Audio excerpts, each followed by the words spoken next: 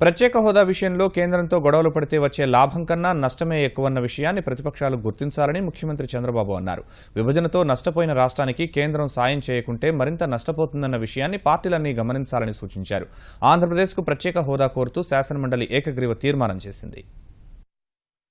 శాసనమండలిలో 4వ రోజు కీలక అంశాలపై సభ్యులు చర్చించారు. కరువు, ప్రత్యేక హోదా, బోగస్ ఫైనాన్స్ సంస్థలపై ప్రతిపక్ష సభ్యులు అడిగిన ప్రశ్నలకు అధికార పార్టీ సమాధానమిచ్చింది. పట్టిసీమను పూర్తి చేసి రాయలసీమలో కరువును పారద్రోలుతానని ముఖ్యమంత్రి చంద్రబాబు తెలిపారు. అందులో భాగంగా సీమలోని ప్రాజెక్టులన్నింటినీ ప్రాధాన్యత క్రమంలో పూర్తి చేస్తున్నామన్నారు. నేను ఒకటి ఆలోచిస్తున్న నదుల అనుసంధానంతో, నీరు చెట్టు కార్యక్రమంతో, అదే మరి ఈ యొక్క చెరువులన్నీ కూడా పూడికలు తీసి ఎక్కడికక్కడ వర్షాన్ని భూగర్భ జలాలుగా మార్చడం, ఈ నదుల అనుసంధానంతో వచ్చే నీళ్లు చెరువుల్లో పెట్టడం, లేకపోతే అందరికీ నీళ్లు కూడా డ్రిప్ ఇరిగేషన్, స్ప్రింక్లర్ ఇరిగేషన్ కూడా నేను ఒక ప్రాధాన్యత తీసుకున్న దిశ ఈ సంవత్సరం 70,000 హెక్టార్లో చేస్తున్నాం.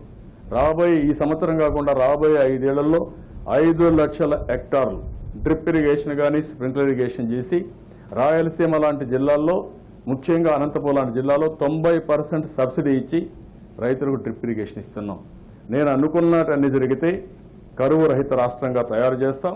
విభజన సక్రమంగా జరిగి ఉంటే రాష్ట్రంలో సమస్యలు వచ్చేవి కావని ముఖ్యమంత్రి సభలో ప్రస్తావించారు. విస్తృత చర్చ అనంతరం రాష్ట్రానికి ప్రత్యేక హోదా కోరుతూ శాసనమండలి తీర్మానం చేసింది. ప్రత్యేక హోదా ఇచ్చే విషయంలో ఇతర ఏ రాష్ట్రాలతోనూ ఆంధ్రప్రదేశ్కు పోలిక పెట్టవద్దని ముఖ్యమంత్రి కేంద్రాన్ని కోరారు. హోదా కోసం అన్ని ప్రయత్నాలు చేస్తున్నామని, ఎవరూ ఆత్మహత్యలకు పాల్పడవద్దని విజ్ఞప్తి చేశారు. రాష్ట్రంలో ఉండే ప్రతి ఒక్కరికి విజ్ఞప్తి చేస్తున్నాను.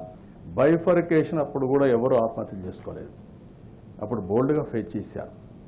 ఇప్పుడు అధైర్యపడుతున్నారు. మాకు ఇది రాకుండా పోతే మేము అన్యాయం అయిపోతాం, ఇలాంటి ఉద్యోగాలు రావు, ఇలాంటి అధైర్యపడే పరిస్థితి వస్తూ ఉంది. అధైర్యపడద్దండి, ధైర్యంగా ఉందాం.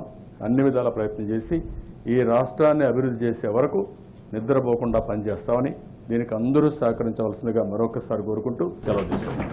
బోగస్ ఫైనాన్స్ సంస్థల వల్ల మోసపోయిన బాధితులను ఆదుకునేందుకు ప్రభుత్వం ఎలాంటి చర్యలు చేపట్టిందో చెప్పాలని సభ్యులు కోరగా హోంమంత్రి చినరాజప్ప వివరణ ఇచ్చారు. అగ్రిగోల్డ్ గానీ, అక్షయ గోల్డ్ గానీ, అభయ గోల్డ్ గానీ చాలా సంవత్సరాలు, ఇలాంటి సంవత్సరాలు మొత్తం 20 సంవత్సరాలు ఐడెంటిఫై చేసి సిఐడికి అప్పచెప్పి మొత్తం ఆస్తులంతా కూడా జప్తు చేసి జీవోలు కూడా ఇవ్వడం జరిగింది. బాధితుల ప్రయోజనాలు రక్షించడానికి, ప్రజా అవగాహన కార్యక్రమాలు నిర్వహించడానికి అనేక కార్యక్రమాలు ప్రభుత్వం తీసుకోవడం జరుగుతుంది. రాజధాని ప్రాంతంలో భూములు కోల్పోయే రైతులకు ఇచ్చే పరిహారంపై సందేహాలను మంత్రి నారాయణ నివృత్తి చేశారు.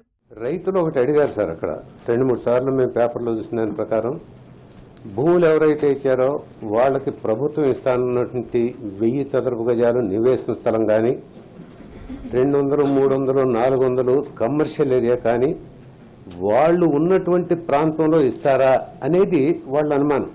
Ministry of trade and industry యొక్క ఆధ్వర్యంలో ఉండే ఇంటర్నేషనల్ ఎంటర్ప్రెన్యూర్ సింగపూర్, అది స్టాట్యూటరీ బాడీ, దాంతో మన ఆంధ్రప్రదేశ్లో ఇన్ఫ్రాస్ట్రక్చర్ కార్పొరేషన్తో ఈ 2 కలిసి ఒప్పందం కుదుర్చుకున్నాయి.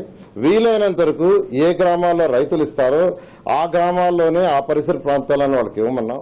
విద్యుత్ చౌర్యం, రైతు ఆత్మహత్యలపై మండలిలో సభ్యులు చర్చించారు.